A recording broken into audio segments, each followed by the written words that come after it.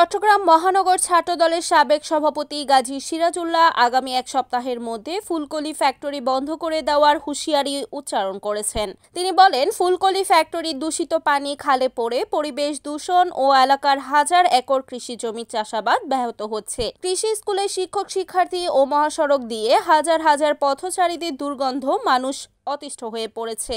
ফুলকলি কারখানার বিষাক্ত বজ্র খালে পড়ে নানান রোগ ছড়াচ্ছে। তিনি আগামী এক সপ্তাহের মধ্যে ফুলকলি ফ্যাক্টরি বন্ধ করার দাবি জানান। অন্যথায় এলাকাবাসী কৃষক ও শিক্ষার্থীদের বৃহত্তর স্বার্থে কঠোর কর্মসূচি দেওয়ার হুঁশিয়ারি উচ্চারণ করেন। তিনি ৮ এপ্রিল মঙ্গলবার 11:30টার সময় কৃষি স্কুল অ্যান্ড কলেজ শিক্ষক শিক্ষার্থী ও এলাকার উন্নয়ন সংগ্রাম পরিষদের উদ্যোগে ফুলকলি ফ্যাক্টরির সামনে মহাসড়কে মানববন্ধনে প্রধান অতিথির বক্তব্যে উপরোক্ত কথাগুলো বলেন।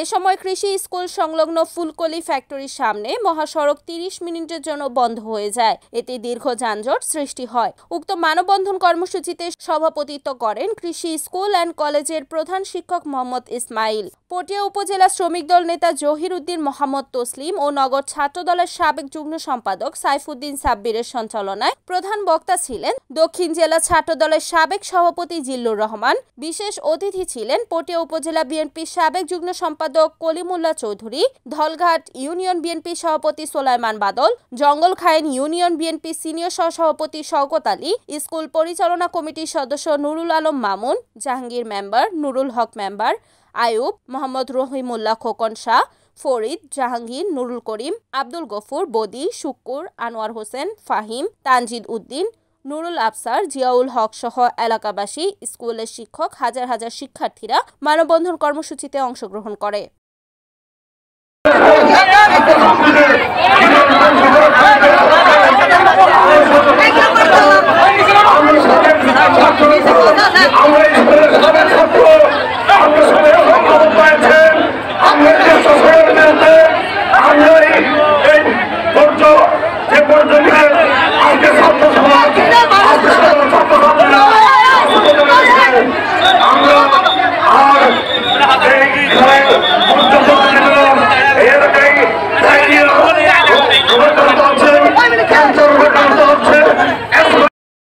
Report Selim Chowdhury, NEN TV, Chittagong.